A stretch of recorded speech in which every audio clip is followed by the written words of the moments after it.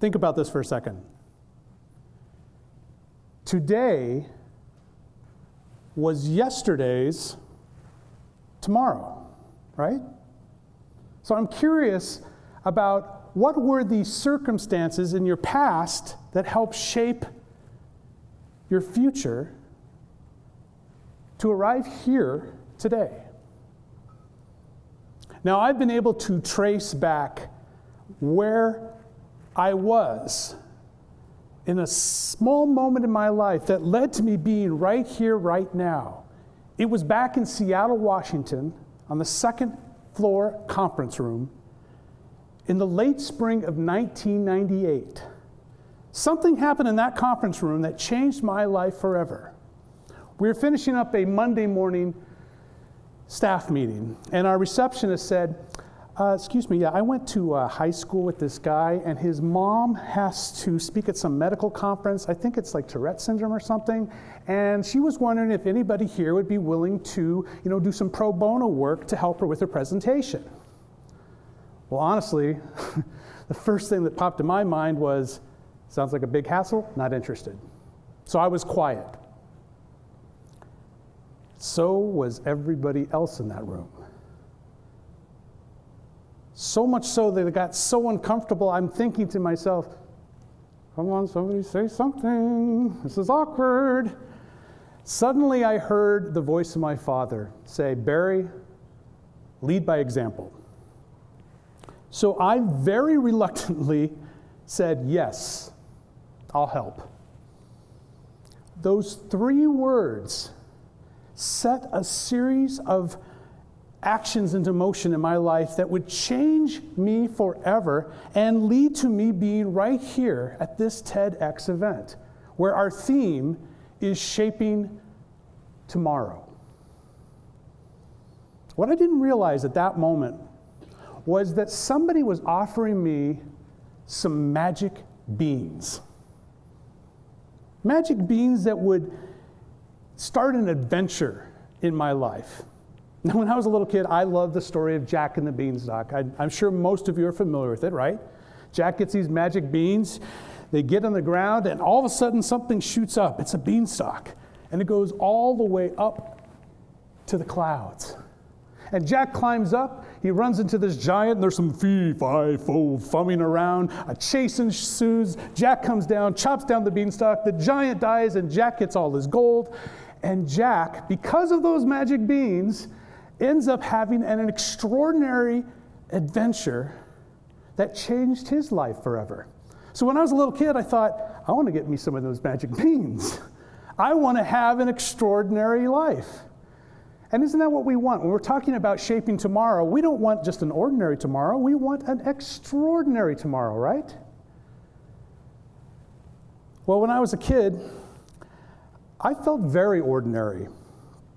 And one day a teacher read a short story I wrote, and she looked at me and she smiled and she said, Barry, you're extraordinary.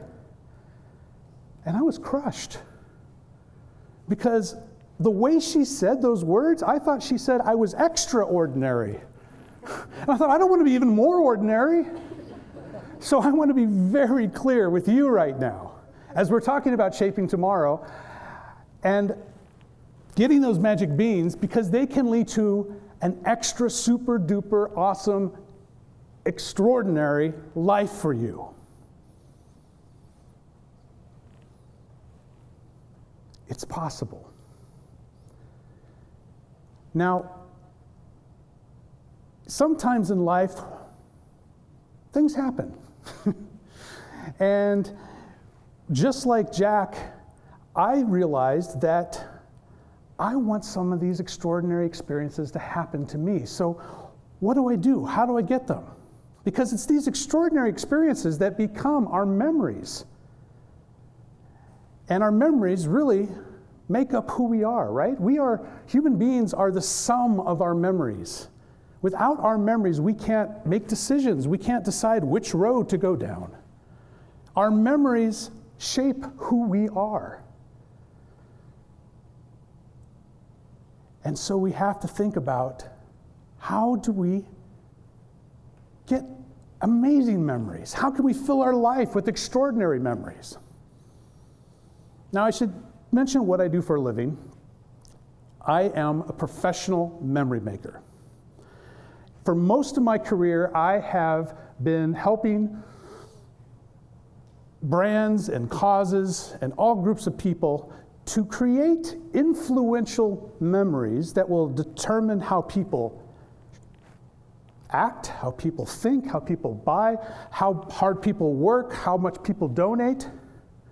And the way we do this is we create extraordinary experiences that are designed to educate and exhilarate and motivate audiences to truly fall in love with a brand and have a long-lasting relationship with them.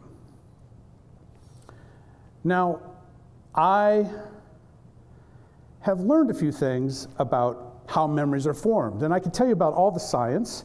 It's really our sensory perceptions is really just data that we get with these biological receptors we have. And through a process called transduction, that data is turned into something called an action potential.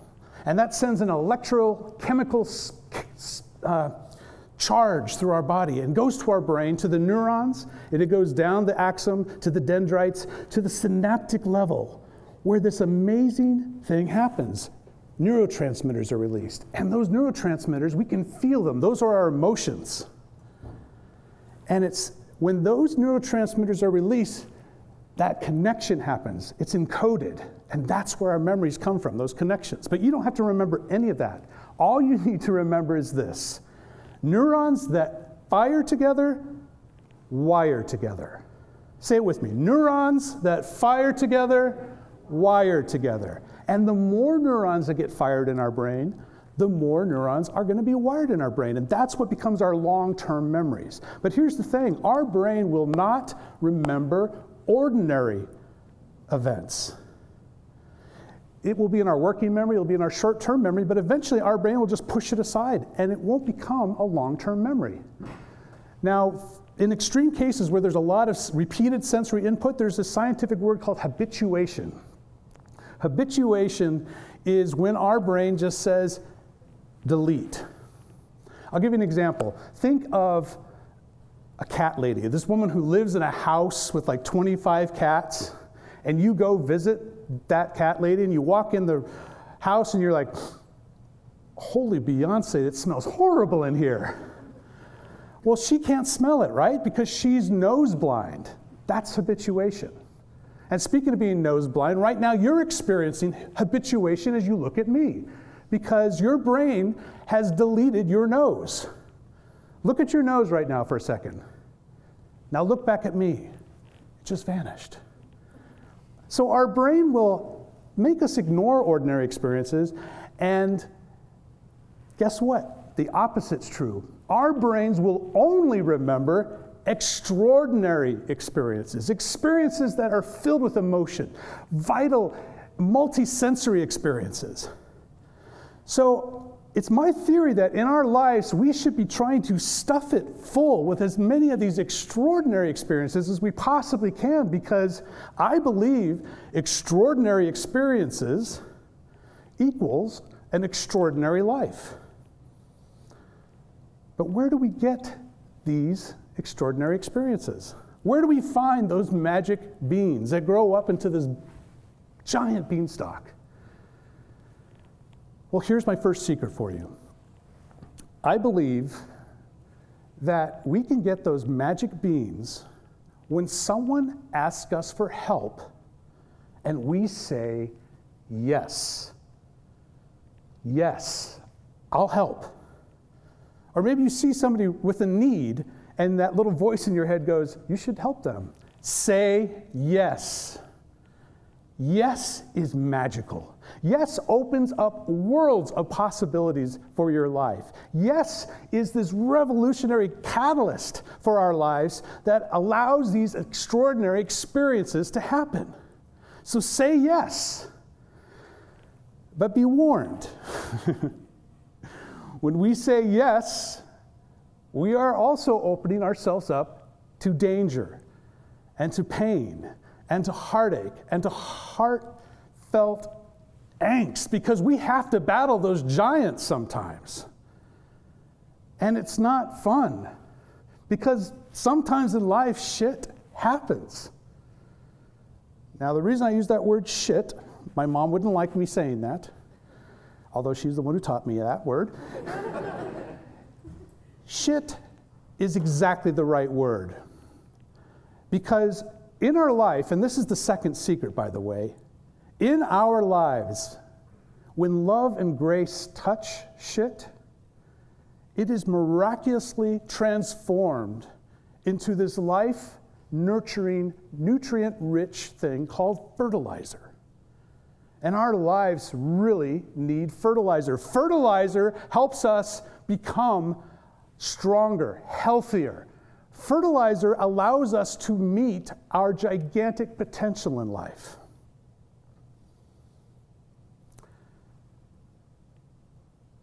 When I was a little boy, I had an encounter with a giant.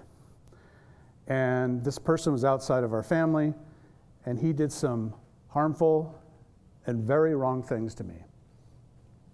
And he told me if I ever shared this with anyone, he would kill me. And I believed him. And that shitty set of circumstances gave me low self-esteem, lots of shame, and it made me afraid of other people. But because of the miracle of love and grace from my family, my friends, and my faith, that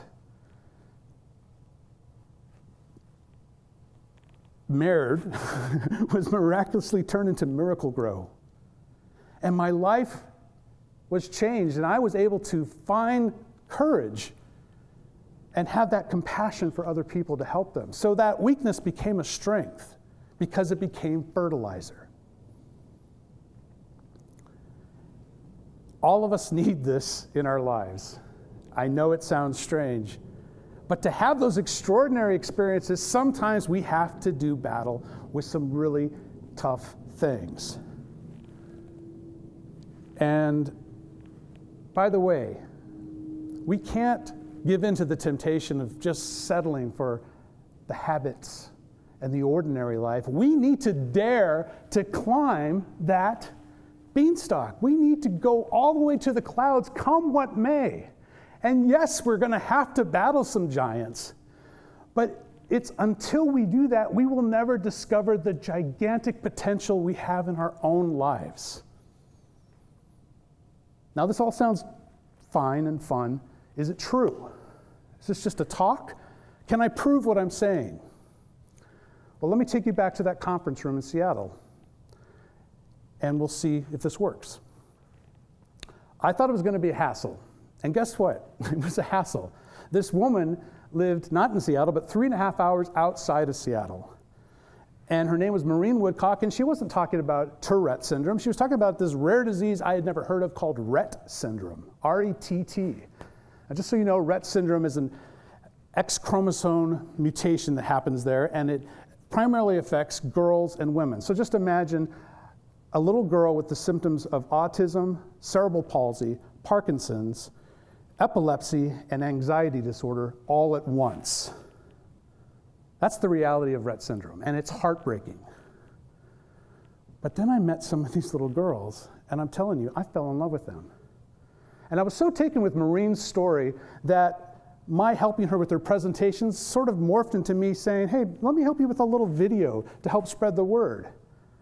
And then that kind of changed and evolved, and suddenly it became a full-length, televised television documentary that was narrated by Julia Roberts. So suddenly me saying yes, turns out I get to work with Julia Roberts. I got to work with her 3 different times.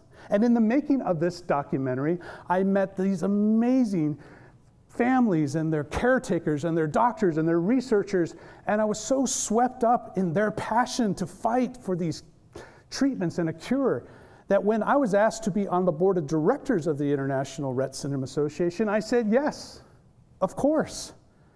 But then one thing happened. It turns out that I fell in love with the cause so much, I ended up quitting my job in Seattle, moving to Washington, D.C., and said, I'll become the executive director of this Rett syndrome organization. Unfortunately, Rett syndrome directors have to give talks in front of audiences and at fundraisers and conferences, and I was scared to death of this. It frightened me.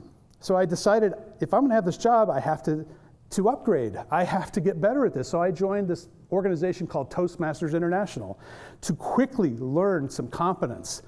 And I'm so proud to say that because of that little upgrade in my life, I got to be a small part of this organization, now called RettSyndrome.org, raising over $31 million for research that is now funded breakthroughs, and they're in drug trials right now for treatments that are actually going to change the lives of these amazing girls and women. So from saying yes, suddenly I'm helping to change the world. And that led to opportunities in my career to work with the Bill and Melinda Gates Foundation, the United Nations Foundation, WHO. So suddenly my entire life had been transformed. But there's more. That television documentary ended up being aired on the Discovery Networks, and they assigned an executive producer to be in charge of that documentary, and we became best friends, and she has been my wife now for 14 years. So all this happened from saying yes, but there's more. The former chairman of the Rett Syndrome organization called me up one day and she said, Barry, I met this amazing woman, and she's been asked to speak, but she's really nervous, and I knew you were able to get over your nervousness. I was wondering if you'd be able to mentor her. And of course, at this stage, I'm like, yes, I'll help. Well, this woman and I had a weekly phone call, and we still talk every day, every week. And she was the opening speaker tonight, Dima Galway. And it was Dima that introduced me to the amazing TEDxSpringHillCollege board that asked me to be here. So that's what happened in my past that shaped my tomorrow to be here today. And here's the final secret I have for you. You want to know what that magic is in those beans? When you say, yes, I'll help, and you start taking action, what you're doing is manifesting and creating love in this world. Love that can transform lives, love that can give people courage, love that can change everything. So as we talk about shaping tomorrow, I want to challenge all of you. Pursue those magic beans, all right? Cultivate those extraordinary experiences. Do whatever you can to get rid of your ordinary life and climb to the top of that beanstalk and battle those giant conflicts you're going to come in contact with and deal with that horrible crap that you're going to get pounded by. But remember, it can be transferred by love and grace into this amazing, enriching fertilizer that can give you what you need to fulfill your gigantic potential in this world. My friends, tomorrow, when today is just a memory of what happened yesterday, I hope all of you will think of all the speakers you heard today and join with each other to help all of us in shaping tomorrow.